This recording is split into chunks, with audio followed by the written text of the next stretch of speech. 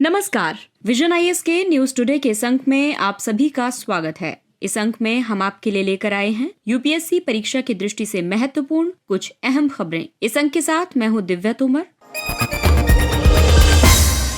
आइए सबसे पहले बात करते हैं इस अंक की हेडलाइंस के बारे में। भारत ने रूस द्वारा समाप्त किए गए प्रमुख काला सागर अनाज समझौते को जारी रखने के संयुक्त राष्ट्र के प्रयासों का समर्थन किया। केंद्रीय कृषि और किसान कल्याण मंत्रालय ने किसानों के लिए प्रौद्योगिकी आधारित पहलें शुरू की। रक्षा से संबंधित संसदीय स्थायी समिति ने अंतर सेवा संगठन कमान नियंत्रण और अनुशासन विधेयक 2023 का समर्थन किया। भारत और श्रीलंका ने आर्थिक साझेदारी का विस्तार करने के लिए विजन डॉक्यूमेंट अपनाया। तटीय जल कृषि प्राधिकरण संशोधन विधेयक 2023 पर संसद की स्थायी समिति की रिपोर्ट प्रस्तुत की गई और उद्योग जगत के अग्रणी प्रतिनिधियों ने इलेक्ट्रिक मालवाहक वाहनों की बढ़ती मांग के लिए गठबंधन बनाया। और आइए अब खबरों पर विस्तार से चर्चा करते हैं।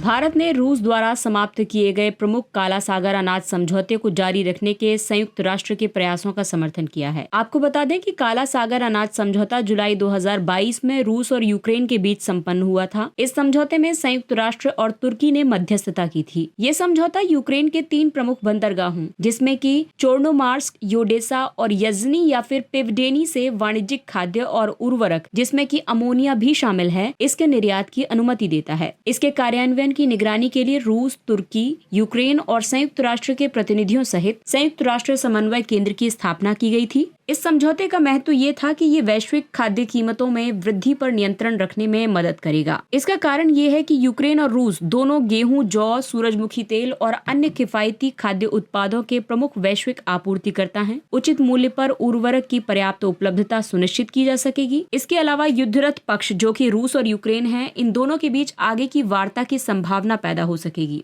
रूस का दावा यह है कि समझौते के तहत उससे किए गए वादे पूरे नहीं किए गए हैं और साथ ही उस पर लगाए गए कई प्रतिबंधों की वजह से उसे अभी भी अपने कृषि उत्पादों और उर्वरकों के निर्यात में परेशानी का सामना करना पड़ रहा है। इस समझौते के अंत से वैश्विक खाद्य कीमतों में बढ़ोतरी हो सकती है और वैश्विक भुखमरी तथा कुपोषण में वृद्धि हो सकती है। खाद्य तेलों और खाद्यान्न की कीमतों में वृद्धि के कारण भारत को भी आयातित मुद्रास्फीति के खतरे का सामना करना पड़ रहा है। आयातित मुद्रास्फीति का मतलब है आयातित मदों की कीमतों में वृद्धि से। भारत सूरजमुखी तेल का लगभग 70% यूक्रेन से आयात करता है और यही कारण है कि भारत को इम्पोर्टेड इन्फ्लेशन का सामना करना पड़ रहा है।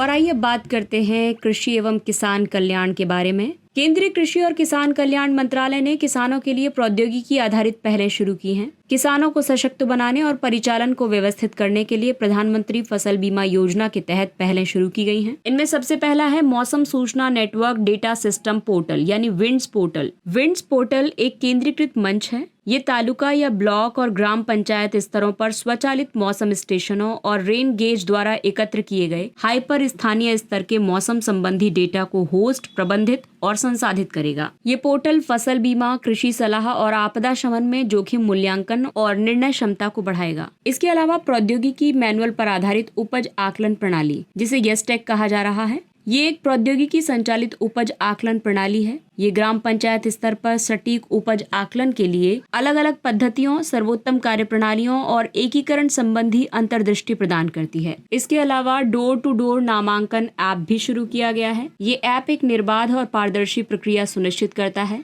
ये किसानों के लिए फसल बीमा अधिक सुलभ और सुविधाजनक बनाएगा। कृषि में प्रौद्योगिकी का उपयोग फसल और मिट्टी की निगरानी, पूर्वानुमान और कृषि विश्लेषण और रियल टाइम आधार पर डेटा का विश्लेषण प्रौद्योगिकी के जरिए किया जाएगा। इसके अलावा और भी कई पहलें शुरू की गई हैं, जैसे कि अंतरिक्ष कृषि, मौसम विज्ञान और भूमि आधारित पर्यवेक्षण, फसल परियोजना का उपयोग करके कृषि उत्पादन का पूर्वानुमान लगाना, सूचना और संचार प्रौद्योगिकी के उपयोग के माध्यम से कृषि संबंधी जानकारी तक समय पर पहुँच के लिए कृषि में राष्ट्रीय ई गवर्नेंस योजना को लागू करना, कृषि सूखा आकलन के लिए राष्ट्रीय कृषि सूखा आकलन और निगरानी प्रणाली, इसरो का जियो प्लेटफॉर्म भुवन वृक्षारोपण, कीट निगरानी और मौसम पर आधारित डेटा प्रदान करता है। साथ ही फसल आकलन, भूमि रिकॉर्ड के डिजिटलीकरण आदि के लिए किसान ड्रोन को बढ़ावा दिया जा रहा है।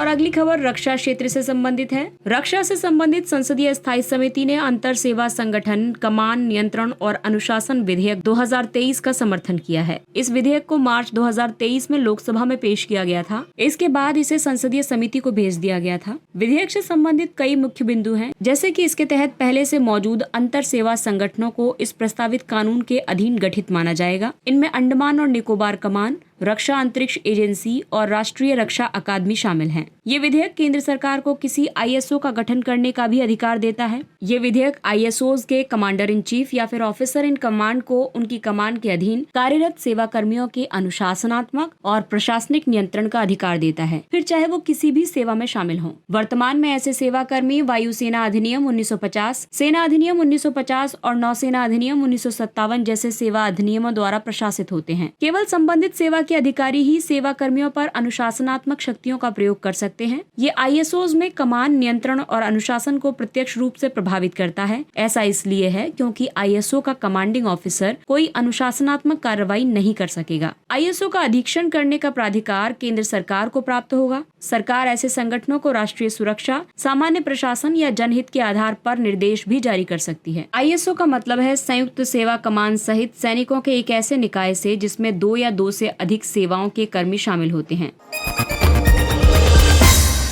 भारत और श्रीलंका ने आर्थिक साझेदारी का विस्तार करने के लिए विजन डॉक्यूमेंट अपनाया है। भारत और श्रीलंका अपने राजनयिक संबंधों की स्थापना की 75वीं वर्षगांठ मना रहे हैं। श्रीलंका भारत की नेबरहुड फर्स्ट और क्षेत्र में सभी के लिए सुरक्षा और विकास नीतियों में यानी कि सागर नीतियों में महत्वपूर्ण भूमिका निभाता है। कनेक्टिविटी को बढ़ावा देना, समृद्धि को उत्प्रेरित करना। भारत श्रीलंका आर्थिक साझेदारी विजन नामक इस विजन डॉक्यूमेंट के तहत दोनों देशों ने 5 क्षेत्रों में संबंधों को मजबूत करने का निर्णय लिया है। ये क्षेत्रक हैं समुद्री कनेक्टिविटी। इसके तहत दोनों देश कोलंबो, त्रिंकोमाली और कांके संतुरे में बंदरगाहों एवं लॉजिस्टिक अवसंरचना के विकास में सहयोग करेंगे। भारत के नागपट्टिनम और श्रीलंका के कांके संतुरे के बीच यात्री नौका सेवाएं फिर से शुरू की जाएंगी। वहीं हवाई कनेक्टिविटी के तहत चेन्नई और जाफना के बीच उड़ानों की संख्या में वृद्धि की जाएगी और श्रीलंका की अन्य जगहों के लिए कनेक्टिविटी को बढ़ाया जाएगा। तीसरा क्षेत्र है ऊर्जा और विद्युत कनेक्टिविटी का। इसके तहत नवीकरणीय ऊर्जा का विकास किया जाएगा और ग्रीन हाइड्रोजन तथा ग्रीन अमोनिया के विकास में आपसी सहयोग को बढ़ाया जाएगा। सामपुर सौर ऊर्जा परियोजना और एलएनजी अवसंरचना पर समझौता ज्ञापन के कार्यान्वयन में तेजी लाई जाएगी। त्रिंकोमाली को उद्योग, ऊर्जा और आर्थिक गतिविधियों के राष्ट्रीय और क्षेत्रीय केंद्र के रूप में विकसित किया जाएगा। इसके तहत एक बहुउत्पाद पेट्रोलियम पाइपलाइन का निर्माण किया जाएगा। साथ ही श्रीलंका की अपतटीय घाटियों में हाइड्रोकार्बन की संयुक्त खोज और उत्पादन को प्रोत्साहन दिया जाएगा। चौथा क्षेत्र है व्यापार, आर्थिक और वित्तीय कनेक्टिविटी का, जिसके तहत श्रीलंका में यूपीआई आधारित डिजिटल भुगतान का संचालन शुरू किया जाएगा। पशुपालन और डेयरी के क्षेत्र में आशय की संयुक्त घोषणा की गई है और श्रीलंका में निवेश को सुगम बनाया जाएगा तथा आर्थिक एवं प्रौद्योगिकी सहयोग समझौते पर विचार विमर्श किया जाएगा। और लोगों के बीच संपर्क बढ़ाने के लिए भारत और श्रीलंका के बौद्ध और रामायण से संबंधित तथा अन्य धार्मिक स्थलों को पर्यटन की दृष्टि से विकसित किया जाएगा। दोनों पक्षों के शैक्षणिक संस्थानों के बीच सहयोग को बढ़ाया जाएगा, जिसमें भारत का चेन्नई, रामेश्वरम, पुदुचेरी और नागपट्टिनम शामिल होगा। वहीं श्रीलंका का कांके संतुरे, जाफना, त्रिंकोमाली, बट्टिकलोआ और तलाई मन्नार शामिल होंगे। तटीय जल कृषि प्राधिकरण संशोधन विधेयक 2023 पर संसद की स्थायी समिति की रिपोर्ट पेश की गई। इस विधेयक को मत्स्य पालन, पशुपालन और डेयरी मंत्रालय ने पेश किया। इस विधेयक का उद्देश्य तटीय जल कृषि प्राधिकरण अधिनियम 2005 में संशोधन करना है। संशोधन विधेयक में कई प्रावधान किए गए, जैसे कि ये जलीय कृषि के दायरे का विस्तार करता है, कुछ प्रकार की गतिविधियों को गैर आपराधिक बनाता है, केज कल्चर जैसी पर्यावरण अनुकूल जलीय कृषि प्रणालियों को बढ़ावा देता है, जलीय कृषि में हानिकारक एंटीबायोटिक दवाओं और औषधीय रूप से सक्रिय पदार्थों के उपयोग पर प्रतिबंध लगाता है और जैव सुरक्षा के नवीन प्रावधानों को शामिल करता है। हालांकि संशोधन विधेयक से जुड़े हुए कई मुद्दे भी हैं, जैसे कि ये विधेयक तटीय विनियमन क्षेत्रों में जलीय कृषि की गतिविधियों को शुरू करने की अनुमति देता है। ऐसे में गहन तटीय जल कृषि गतिविधियों से पर्यावरण पर प्रतिकूल प्रभाव पड़ सकता है। साथ ही कुछ दवाओं या उत्पादन बूस्टरों पर कंटेंट लेबलिंग का अभाव चिंता का प्रमुख कारण है। प्रतिबंधित रसायनों, दवाओं या फिर एंटीबायोटिक्स के अंश वाले निर्यात शिपमेंट को आयात तक देश अस्वीकार कर देते हैं। इस रिपोर्ट के मुख्य बिंदुओं में ये भी रहा है कि विधेयक के इस प्रस्तावित प्रावधान को स्वीकार कर लिया गया है कि तटीय जल कृषि और उससे जुड़ी गतिविधियों को तटीय विनियमन क्षेत्र के तहत अनुमति प्राप्त है और इन्हें CRZ विनियमन के तहत वैध माना जाएगा।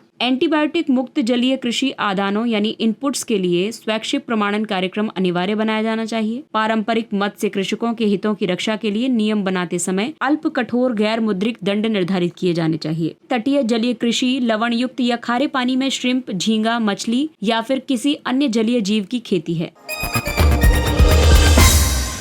उद्योग जगत के अग्रणी प्रतिनिधियों ने इलेक्ट्रिक मालवाहक वाहनों की बढ़ती मांग के लिए गठबंधन बनाया। ये घोषणा 14वें क्लीन एनर्जी मिनिस्ट्रियल में नीति आयोग के ई-फास्ट इंडिया से संबंधित कार्यक्रम के दौरान की गई है। ई-फास्ट यानी electric freight accelerator for sustainable transport India. NITI Aayog के नेतृत्व में ई-फास्ट भारत का पहला इलेक्ट्रिक माल ढुलाई परिवहन प्लेटफॉर्म है। इसका लक्ष्य स्वच्छ और हरित माल परिवहन की दिशा में बढ़ने को प्रोत्साहित करना है। ये राष्ट्रीय और अंतर्राष्ट्रीय दोनों स्तरों पर सक्रिय सहयोग की सुविधा प्रदान करता है, प्रायोगिक कार्यक्रम के विकास का समर्थन करता है और प्रौद्योगिकी एकीकरण और संबंधित अनुसंधान का अन्वेषण करता है। भारत के लिए माल ढुलाई के विद्युतीकरण का काफी महत्व है। कुल माल ढुलाई में सड़क के माध्यम से की जाने वाली माल ढुलाई की हिस्सेदारी लगभग 71% है। भारत के कुल ग्रीन हाउस गैस उत्सर्जन में माल ढुलाई क्षेत्रक का लगभग 14% का योगदान है। ये क्षेत्रक जीवाश्म ईंधन के आयात पर भी बहुत ज्यादा निर्भर है। आपको बता दें कि माल ढुलाई के विद्युतीकरण में कई चुनौतियां भी मौजूद हैं, जैसे कि उसके उद्योग की अलग अलग प्रवृत्ति, क्योंकि इसका स्वामित्व मुख्य रूप से केवल एक व्यक्ति तथा ऐसे मालिकों ऑपरेटर्स के पास है जिनके पास कम संख्या में वाहन है। माल ढुलाई से संबंधित डेटा कहीं एक जगह संग्रहित नहीं है और इसमें कई तकनीकी बाधाएं भी हैं, जैसे कि अधिक भार और लंबी दूरी की यात्रा के लिए आवश्यक बैटरी का वजन, स्थलाकृति, जलवायु, तापमान आदि भी इलेक्ट्रिक वाहनों के प्रदर्शन को प्रभावित करते हैं। इसीलिए माल ढुलाई के विद्युतीकरण को ध्यान में रखते हुए कई पहलें शुरू की गई हैं, जैसे कि NEMMP यानी राष्ट्रीय इलेक्ट्रिक मोबिलिटी मिशन योजना। इसमें हल्के वाणिज्यिक वाहनों के विद्युतीकरण की परिकल्पना की गई है। हाइब्रिड और इलेक्ट्रिक वाहनों का तीव्र अंगीकरण और विनिर्माण यानी फेम सब्सिडी योजना 2 इलेक्ट्रिक LCV को प्रोत्साहन प्रदान करती है। इसके अलावा राज्य स्तरीय नीतियां अपनाई गई हैं, जैसे कि deliver electric Delhi, smart waste Vijayawada आदि लागू की गई है। आपको बता दें कि क्लीन एनर्जी मिनिस्ट्रियल एक उच्च स्तरीय वैश्विक मंच है जिसका भारत भी एक सदस्य है। ये वैश्विक स्वच्छ ऊर्जा अर्थव्यवस्था को अपनाने को प्रोत्साहित करने के लिए स्वच्छ ऊर्जा प्रौद्योगिकी को बढ़ावा देने वाली नीतियों और कार्यक्रमों का समर्थन करता है। और आइए अब चर्चा करते हैं अन्य महत्वपूर्ण सुर्खियों के बारे में। राष्ट्रीय ध्वज। संविधान सभा ने 22 जुलाई 1947 को तिरंगे को अपनाया था। इसी याद में 22 जुलाई को राष्ट्रीय ध्वज अंगीकरण दिवस मनाया जाता है। भारतीय ध्वज संहिता 2002 नागरिकों को किसी भी दिन अपने घर, कार्यालय और कारखाने पर भारतीय ध्वज फहराने की अनुमति देती है। ध्वज संहिता के मुताबिक तिरंगा 9 मानक आयामों का हो सकता है। इसमें 6300, 4200 और 900, 600 आदि सभी आकार शामिल हैं। तिरंगा आकार में आयताकार होना चाहिए और लंबाई तथा चौड़ाई का अनुपात हमेशा 3:2 होना चाहिए। हाथ से काते, हाथ से बुने और मशीन से ध्वज बनाने के लिए कपास, रेशम और खादी के अलावा पॉलिस्टर का उपयोग भी किया जा सकता है। लॉजिस्टिक डेटा बैंक परियोजना। उद्योग संवर्धन और आंतरिक व्यापार विभाग DPIIT ने लॉजिस्टिक्स डेटा बैंक में सुधार करने के लिए पत्तन प्राधिकरणों द्वारा किए गए उपायों की समीक्षा की है। लॉजिस्टिक डेटा बैंक परियोजना का लक्ष्य सूचना और प्रौद्योगिकी के उपयोग के माध्यम से भारत के लॉजिस्टिक क्षेत्र को और अधिक दक्ष बनाना है। ये भारत और जापान का एक संयुक्त प्रयास है। इसकी कल्पना दिल्ली मुंबई औद्योगिक गलियारा परियोजना की योजना के दौरान की गई थी। NICDC logistics data services NDLS द्वारा संयुक्त रूप से कार्यान्वित किया गया है। लॉजिस्टिक्स डेटा बैंक भारत के निर्यात आयात यानी एक्सिम कंटेनर वॉल्यूम का 100% परिचालित करता है। यूनिफाइड लॉजिस्टिक्स इंटरफेस प्लेटफॉर्म विकसित करने के लिए भी LDB से लाभ प्राप्त किया गया था।